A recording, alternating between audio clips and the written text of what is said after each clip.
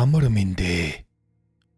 Мэлми тунгалаг өлми бад лагшин амгалан үйс өндрөө. Туулаа нэвэртэй подкаст. Өлөн чононд өлөгчин харагчин хамаагүй. Өөдгөө гуйлагчинд өөх тус ялгаагүй. Монгол ардын зүрэг.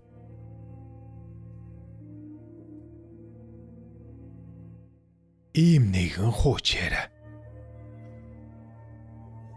Сайн ноён сэцэн ухаан түшимдийн тухай ам дамжих домог яриа алийг тэргэхв.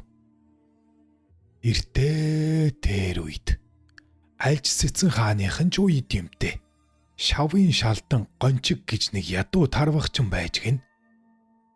Тэр одоогийн Хинти аймгийн мөрөн сумын нутаг Сариг өндөр хааны гавьар нутгалдаг байж. Унах морь саахүнээгүй туйлын ядуу учир өвөл зөнгүй тарвагд тулай махаар хідэн хүүхдэд тийжээ цуудаг гин. Гончиггүй нэгэн өдөр ганцаараа хээр тарваг боогоо сууж байтал хилэн хар хормоотой дунд зэргийн нуруутай чинэлэг байрын хүн ирж амар мэд мэдэж гин. Гончиг мэд мэдсний дараа хилжээ.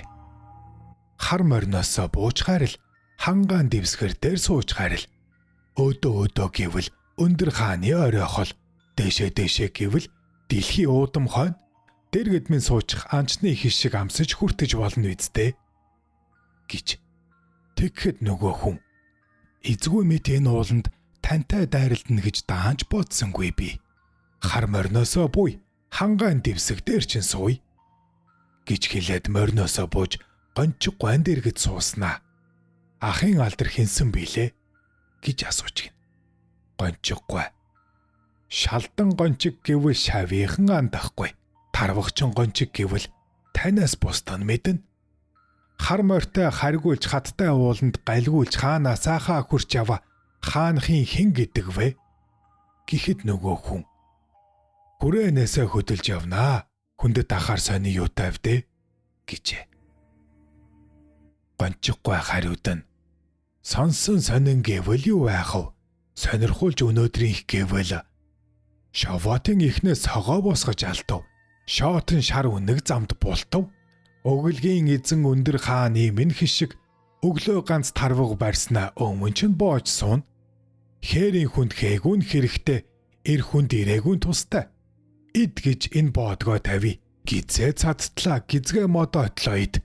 Гэртээ аваачаад гэргийг хөөхтэй өг гэж хэлээд боодгоосоо өгч гин. Нөгөө хүн хариуд нь хээрийн хүнд хээгүүн хэрэгтэй эр хүнд ирээгүй нүнэн гэж хэлээд тарваных нь махаас идэж сууснаа. Өглөгийн эзэн өндөр хааны хишгийг өгсөн танаас хүртлээ. Гизээ цадтал идлээ гизгээ мод отол идлээ гэртээ аваачнаа гэргийг хөөхтэй өгье гэж хэлээд хэсэг мах авч тавиад гараа норгож арчаад мориндоо ганцглах гэснээ морин нилээд үргэж гин. Нөгөө хүн мордохдоо асууж гинэ. Та сэцэн хаанаа таних уу гэжээ. Тэгэхээр нь гончиггүй. Уулын хідэн тарвах сахин гих, уйлынхаа хідэн хүүхдээ гих, улцсан шар чавганцаа гэхээр би улс амтантай адил явах биш дээ. Насны минь 2 зэд улдаад байх боллоо. 8-9 мөндлөө өлснө гэж бодхоос давоо тойрон дошоо сахдаг болохоор эзнийг яаж таних вэ? Ирээд би явах биш. Саргаас би гарах биш. Сай дээдэс над дээр ирэх биш. Би тэднийг танихгүй. Тэд намайг танихгүй. Хоёр нарны хооронд холхилж өтөллөө. Хоолтой хоолгүй хідэн хүүхдэд өсгөх гэж зовохдоо өндөр хаанаа илүүтэй өршөөлийн би үдсэнгүй. Өсөн нутгаасаа илүү ачтныг би харсангүй. Буурхантай учирч буугийг үтсэнгүй. Буу үрсэн надад аль нь ч үзэгцэнгүй дээ. Гэхэд нөгөө хүн учиргүй инээж хөхөрч ингэж хэлжээ. Чин үнэн үхтэй сэцэн хошин яриатай анчин өвгөн тантай ахиж нэг уулзнаа гэд явахт нь гончиггүй тэгээрээ үлээх салхинд гэрмэн нэвсгнээд өлөн хідэн хүүхэд маань ноцолдож ноололдоод анчин би тарвгаа намансан авгаа минь цайгаа чансан уул нүүх биш манайх нүүх биш Ирээрээ гэж хэлээд хоцорч гин. YouTube дээр Туулааны үртэй подкаст. Шавын шалдан гончгоогч.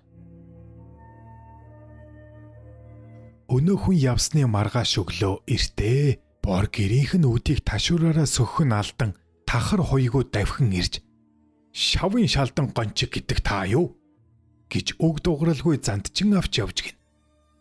Хүн андуурлаа гэхэд шавын олон гончиг бийж шалдан гэвэл би мөн андуураагүй нүнэн бололтой.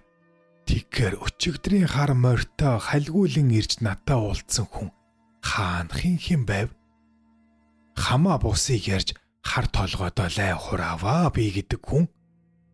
Тахар хуйгийг явуулахыг бодоход тамгын түшмэл бололтой. Шүүлгэж шүүс мах бархан дээ. Хөөрхий. Гэр дүүрэн гидэс хоосон хідэн хүүхэд минь нулимсаа нуугаад үлдсэн юмсан. Муу хөгшний минь нутгийн сайн санаа дагтүүс минь харн байгаа да гэж элдвийг бодсоор эртэл нэгэн өндөр түшмэл гончхүү гэж сүрхий асууж гарснаа таныг хүлээж байна. Ор гэжээ. Гоёмсог ирээн хаалгаа татаад ортол өчигдрийн ууланд дуулдсан хүн улаан торгон олбог дээр отго жинстэй сууж байна гин. Баруун талд нь шавын захирагч их ууртай янзтай.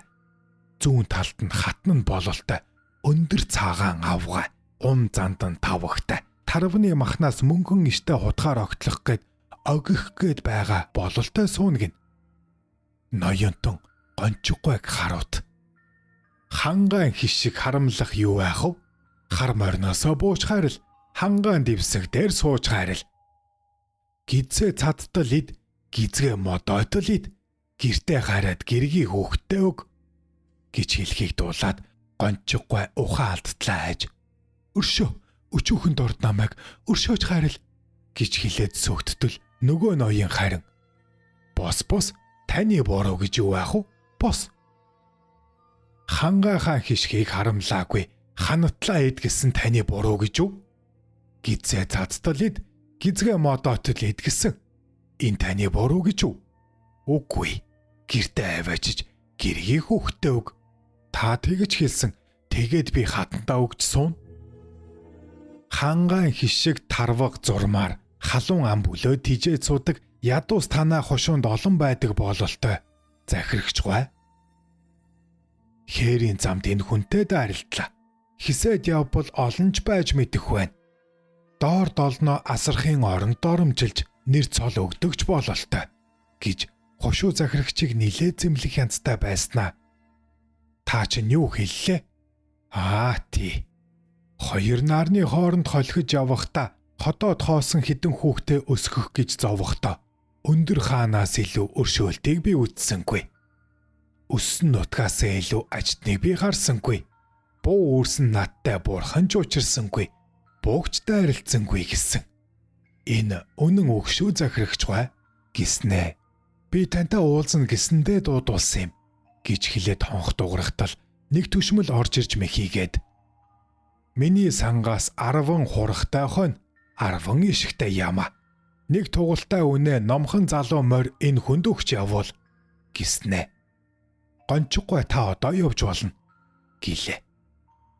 Айсан сандарсандаа гончиггүй баярснаа ч хэлж чадалгүй. Хоёр нүднийх нь нулимс аяндаа бүрхэж ирэхээр дэмийл босож ёслоод гарахт нь дотор газрын хар арх ууж торог дурданд булхан суухад чинь доор доолн чинь голдуу дошин таруугаар хоолдог биш юм биз захирагч гой гэж сүрхий зэмлэх үг чихийг нь дахиад л дэлцэн гэдэг. Түүнээс хойш буянтны буйныг өсгөж шавын шалдан гончхийн удам шавын баяны тоонд орж явсаар өдгөө хурж нэгдэлд орж идэх хоолтой идлэх юмтай яваа минь тэр буянтны ач юм гэлээ. Одоо тэр буянтны ачийг яривал байна. Феодлыг магтсан гэж бүсхээс хүлж мэдэн шүү гэж ирээ наваангой доогтой нарахгүй нээжвлээ. Нэрэж бид ноён бүхэн харгас харамж лам бүхэн худалж хуурмаг гэж хичнээн жил муулж ирэвдээ хөөрхийс. Туулаа нэвртэй таалагдж байвал сэтгэгдлээ үлдээж лайк товчоо дараарай. Тэгэл болоо. Баярлалаа. Элбэж зондой. Элбэж зондой алтан урайнхаа мэрний хушуунд байжээ. Үүлийг сайхан ойдог уран хүнгийн айлд очиод үйл ойж өгнө гэхэд зүгээ өг гэдэг. Өгсөн зүг нь голж миний барих зүггүй бол дэрсаваа тэр гэд нарийн дэрс хугалж амандаа хийж зажлаад магнаанаас зүү сугалж гаргаад ийм л зүү болно гэдэг байжээ. Мэрний хушууныхан Хятадаас торог дурдан ховор бараг 2 жилийн хугацаагаар зээлж авсан гин. Хугацаанд болж данжаад өрөө авахар эрэхтэн.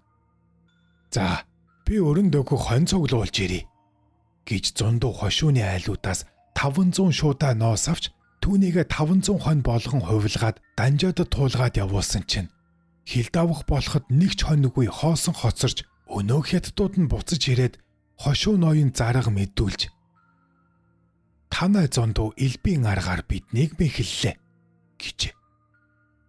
Ноён зондууг баривчилж хар гэрд хийж цагдуулсан гин. Нэг өдөр харгалзагч гэрээг нь онгоолгоод ороход зондууын дээл нь хүн шиг сууж байгаад өөрөө байхгүй байж гин. Ноён албатаасаа сайн ирчүүдийг цуглуулах тушаал өгч алтан цогц нутгийн эргэн тойронд байдаг 7 давааны хөтөлбөрд эргүүл гаргаж зундууг бариулахаар явуулахад 7 даваан дээрээс нэг зундууг бариад иржээ. Ноён барьжлагдсан ирсэн 7 зундууын аль нь жинхэнэ болохыг танаагүй тул за зундуу минь үүнээс хойш түүнээс цааш худал хэлж хулгай бүх хийж яв гэд ял оноолгүй тавьж явуулсан гэдэг. Алтан цогц сумын нутагт Баян даваа гэдэг 1000 хонтой хүн байжээ. Даваагаас эм хонь өгөхийг гуйдаг боловч зундууд харамлаад өгдөггүй гин. Уушигны улааны бэлд давааг хонь хариулж автал нь зундууд дэлт хөх чононд хувилж хонь руу дайрч олон хоньыг нь сүйтгэж сүулдэ даваа руу дайрахад тэр ухаан алтан унжээ. Даваа сэрэн босоод ирвэл дэрэгдэн зундуй сууж байна. Хонь нь бүрэн байна. Ой. За, зундуу минь. Миний хонь дотроос дуртай эргээ шилээд ав гэжээ. Зундуй тэгээд нэг эрэг аваад явсан гин. Үүнээс хойш Баян даваа ядуу хүн юм гуйхад харамлахгүй өгдөг болсон юм гин билээ.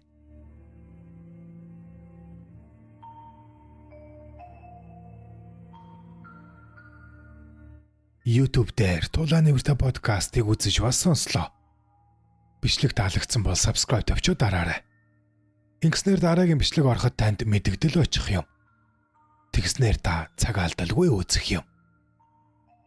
Мөн Facebook дээр Туулаа нэвртэй гэсэн хуудас бий. Түүнийг минь дагаарай.